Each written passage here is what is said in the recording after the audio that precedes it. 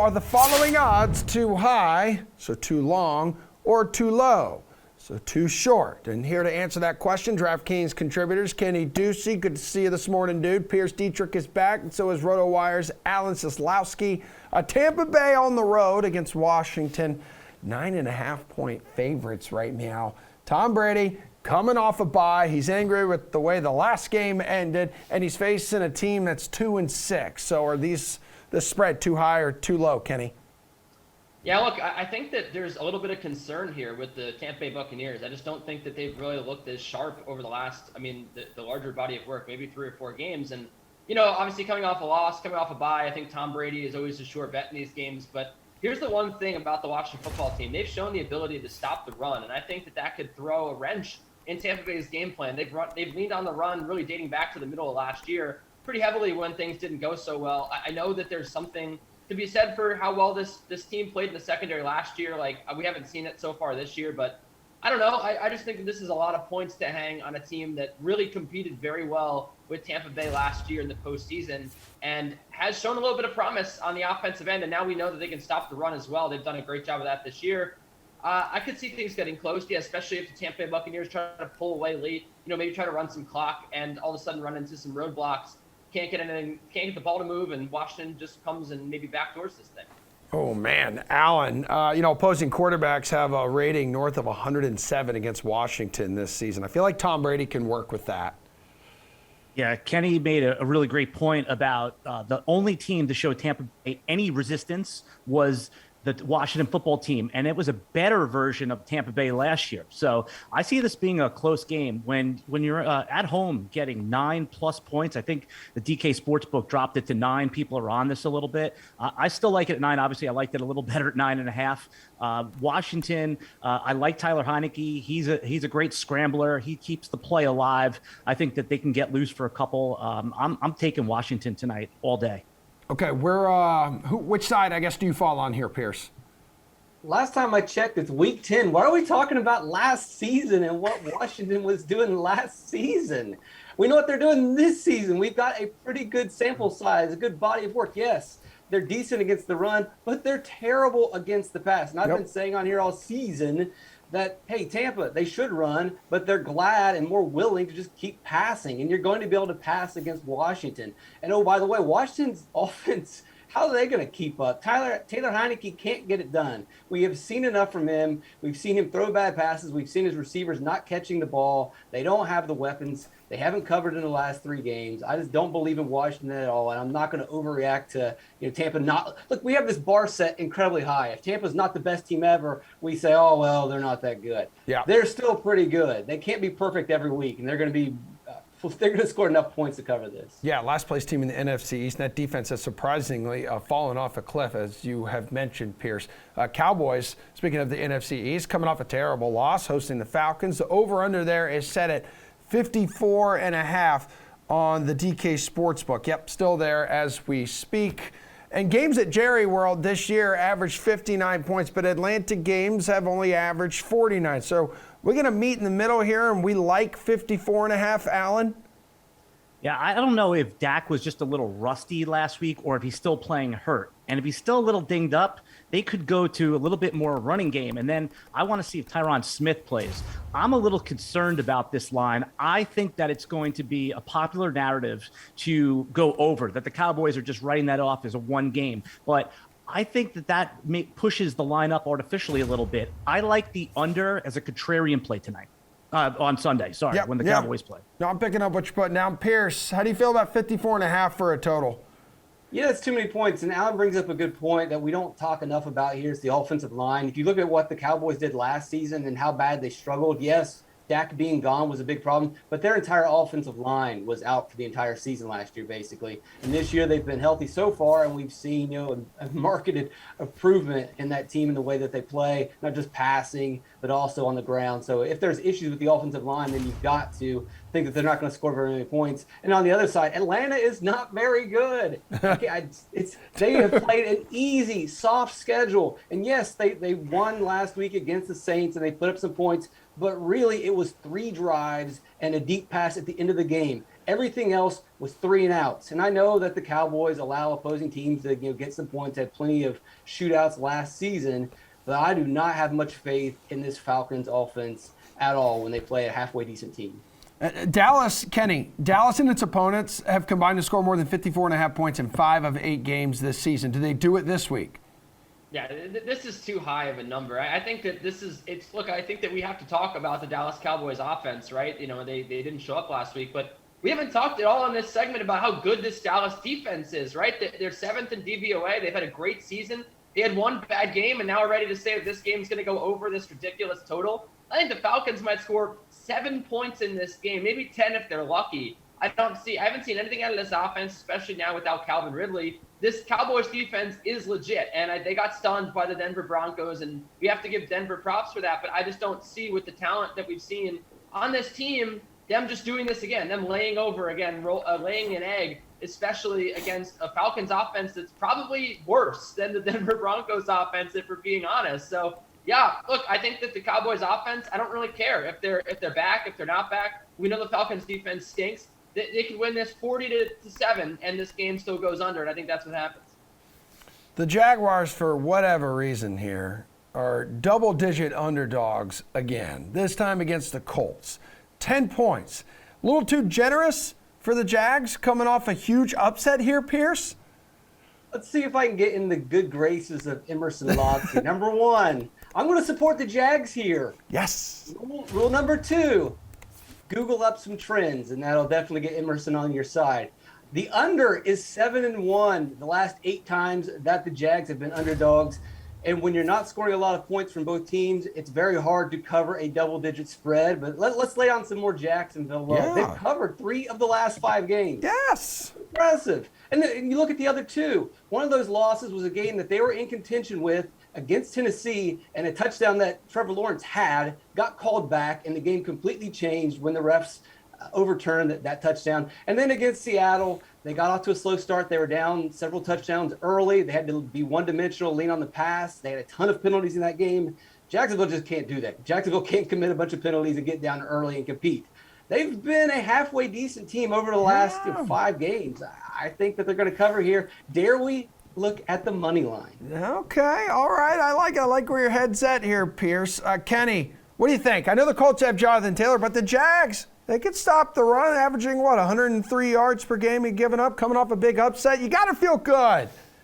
Yeah, I'm torn on this game because I still don't know if James Robinson's going to play, and I think that that's going to make a big impact on this game, right? If James Robinson plays, then I'm sort of with Pearce and with you, right? And with all the Jacksonville Jaguars faithful, because look, we saw the Colts play the Jets, right? We all had to watch the Jets on primetime. And what was the thing that was so apparent about that game? The Indianapolis Colts could not play a lick of defense. So now we're going to see them against a Jacksonville Jaguars offense that, while they're not maybe quite up to par with the Jets, they certainly still be able to score some points. And if that happens, this Colts offense was gifted some points by the New York Jets defense. They could not stop the run whatsoever. Their front 7 just didn't show up for that game. The Jacksonville Jaguars front 7, meanwhile, last week we saw them penetrate this Bills offensive line.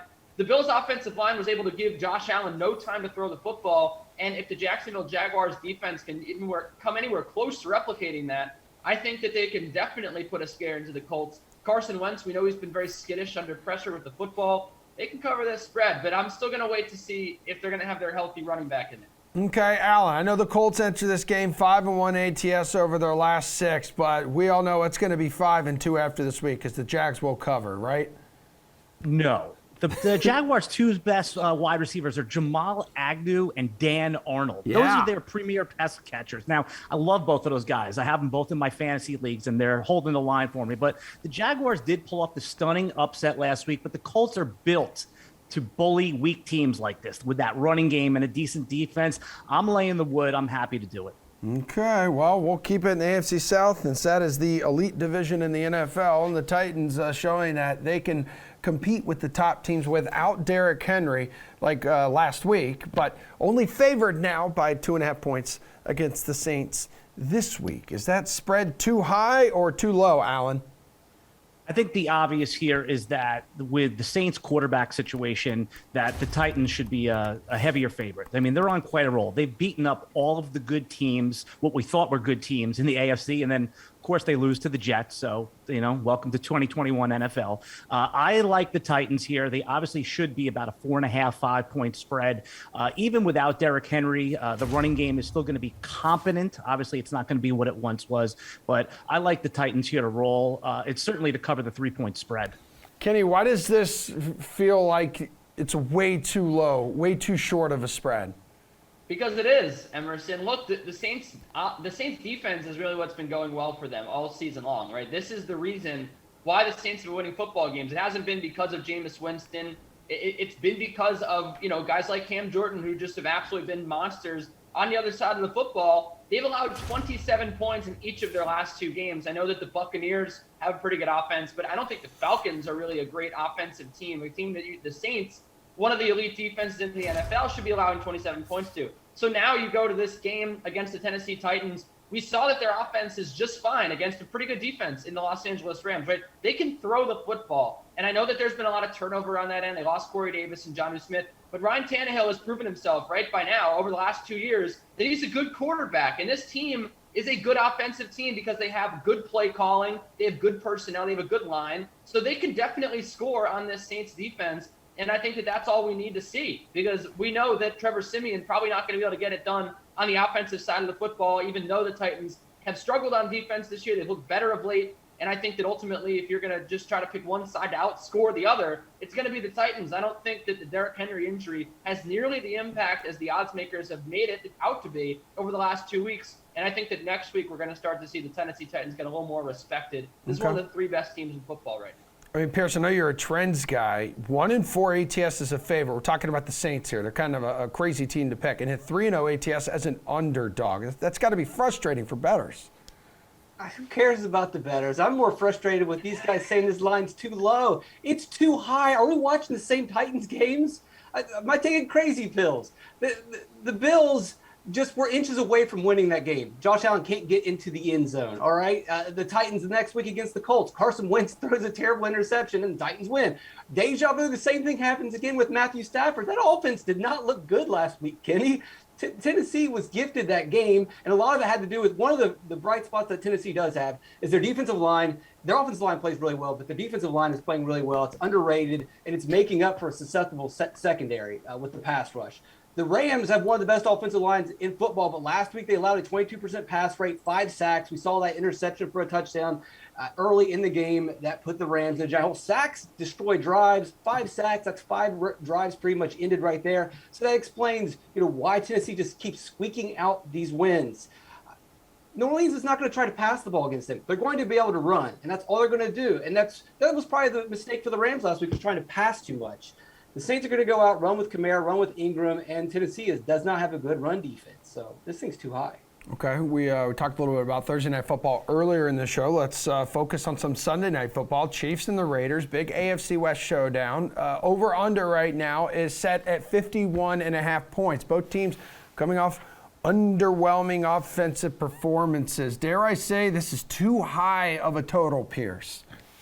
Yes, it's too high, but not really from the Raiders side. Derek Carr, he played fine last week, had a couple interceptions. It's going to happen. Nobody's perfect. Tom Brady doesn't have perfect games either. Derek Carr will be fine against this defense, and the Raiders should be able to move the ball and score points. But the question is, what we've been talking about, it's Kansas City. Can this offense score? We know the defense is bad, but the offense, as we've been saying on here for the last, month and a half, the offense is broken. They've got real issues. They're not covering spreads. They're not beating anyone. I have real concerns. I know that the Raiders defense isn't that good, but you look at what they did last week. Kansas City had fewer passing yards, fewer rushing yards, fewer time of possession than Green Bay. They scored 13 points on Green Bay. That was the Jordan Love Green Bay Packers. What more do they need to show you? I don't think Kansas City is going to score enough points for this thing to go over. This number is too high. With Alan, Patrick Mahomes, he's regained that turnover-free confidence. Yeah, the Chiefs, they might flip the switch one of these days and go back to being the team that we saw over the last few years. But as my colleague Chris Liss at RotoWire said, it's not up to me to bet on it. It's up to them to do it. I like the Raiders' money line here, and I think the number's right on. We're predicting the score over at RotoWire to be 27-24, so that's right on the number. I'd stay away from the total. It sounds about right, but I like the Raiders' money line. Young Kenneth We had Mr. Carr kind of falling back down to earth, right? Hitting a little funk in New York, in your neck of the woods.